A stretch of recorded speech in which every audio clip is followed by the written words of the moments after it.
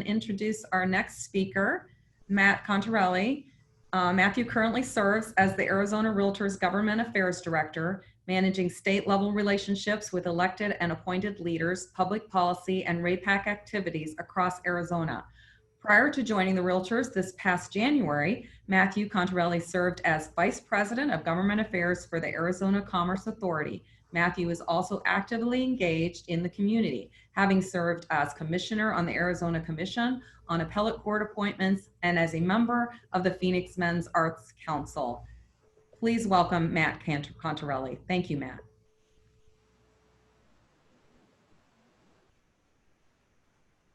What I bring, government relations at the state level this year has gone from an episode of Veep to House of Cards. So a little chaotic, but we've had some wins. I'll go ahead and share my screen so I can share some of those with you.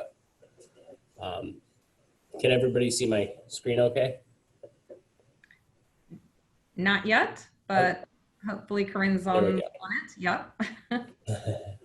We can see it. Well, the legislative session was chaotic to say the least. We expected smooth sailing, had 2 realtor bills, and walked away with some wins despite taking a recess, eventually passing a skinny budget, maintaining our relationships that we've invested in, over the years. So our key wins for the realtors this year were SB 1021, which allowed us to further expand our use of electronic signatures in the state of Arizona, SB 1026, which reduced tenant record retainment requirements in Arizona. Again, speaking to what are we asking our property owners, our managers, our landlords to do. And SB 2686, which protects our private property owners' rights to choice of utility, setting some preemption laws, preventing cities from barring access to utilities such as natural gas, which we've seen a trend taking off across the country.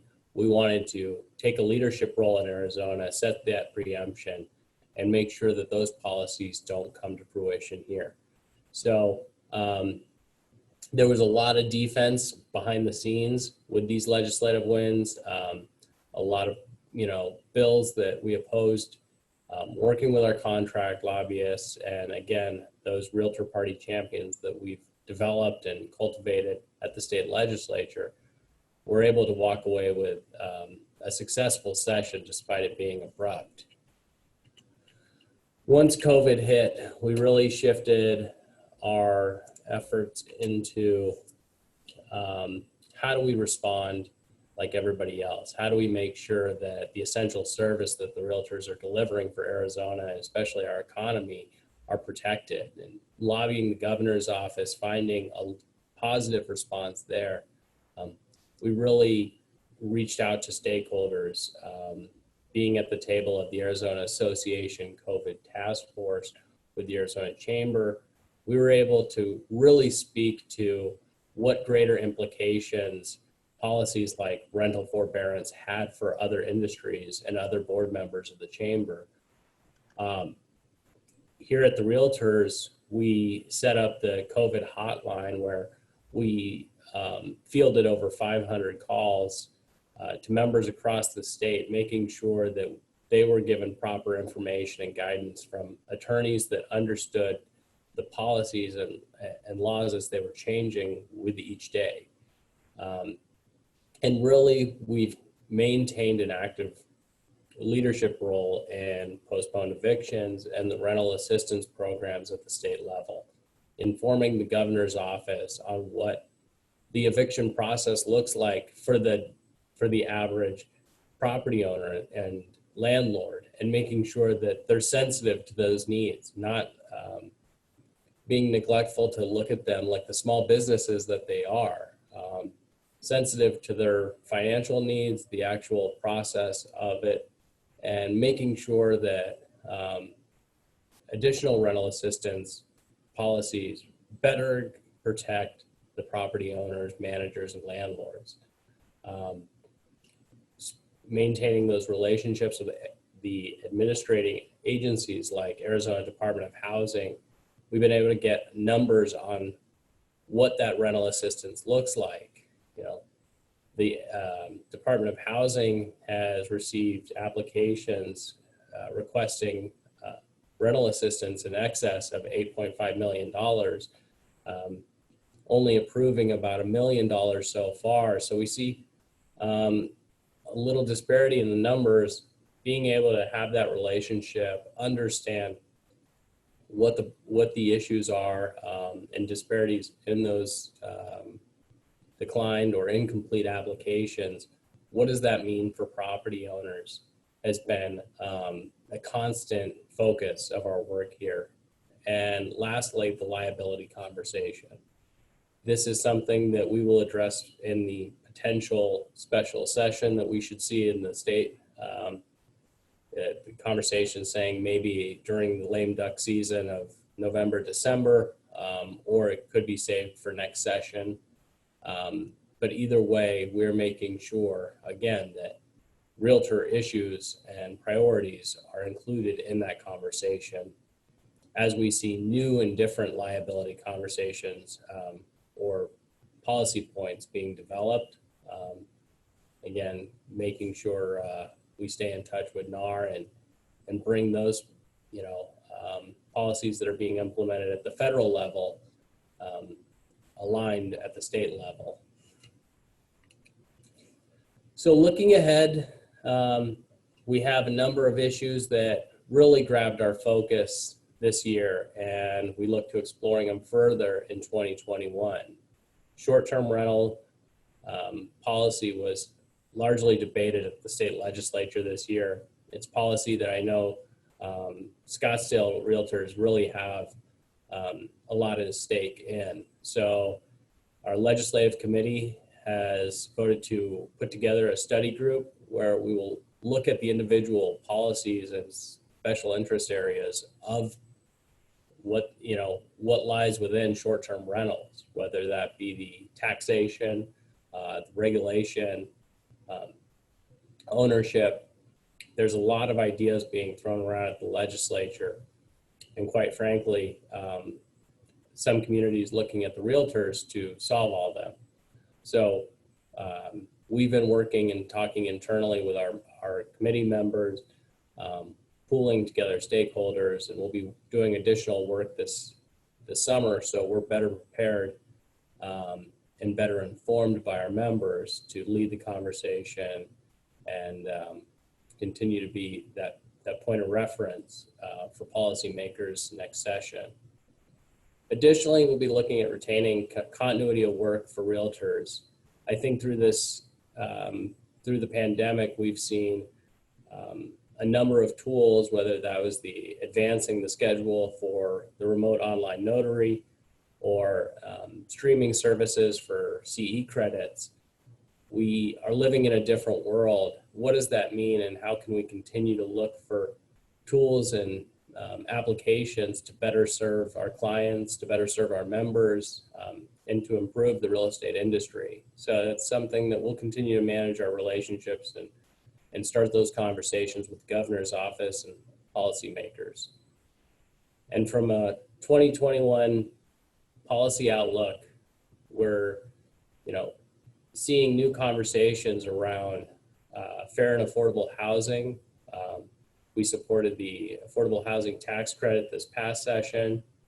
We're continuing to support efforts like the Arizona Housing Alliance, understanding again what short-term rental policy and regulation looks like next year, as well as protecting our core issues like private property rights, fair taxation for residential, fair taxation overall, and watching any efforts around the deregulation of the utility market, as some conversations have been taking place at the Corporation Commission.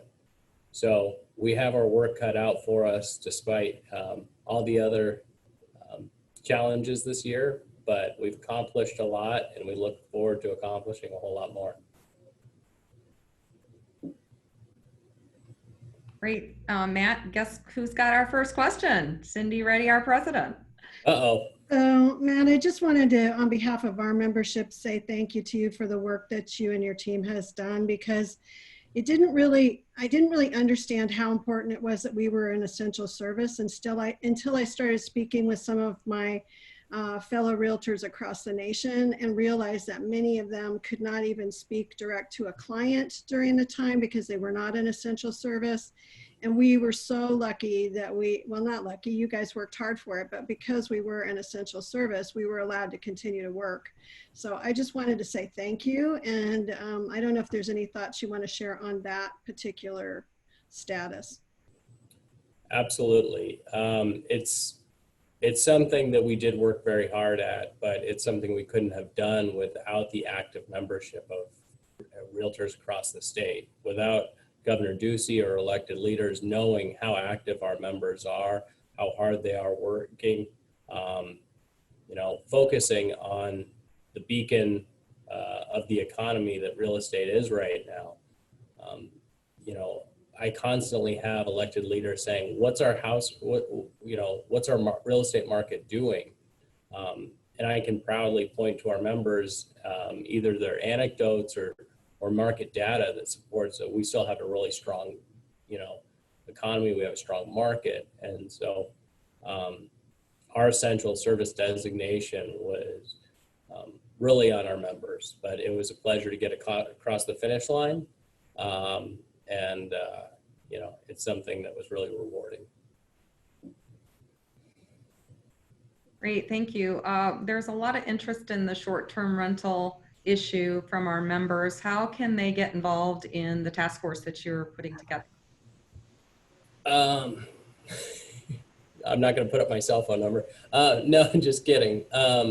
I work closely with with our government affairs directors across the state. Rebecca, if you'd like, I can share a copy of my PowerPoint with my contact information, and folks can email me individually about that. It's going to be a big conversation. I know, like I said, Scottsdale, with having spring training, being a destination for so many different reasons, you guys are one of the large stakeholders in the short-term rental discussion. So I'll make myself available for that. Absolutely. And while we've got Dr. Yoon and Vince on the call, have you seen any good solutions throughout the country in regards to a compromise for short-term rentals? Either one of you?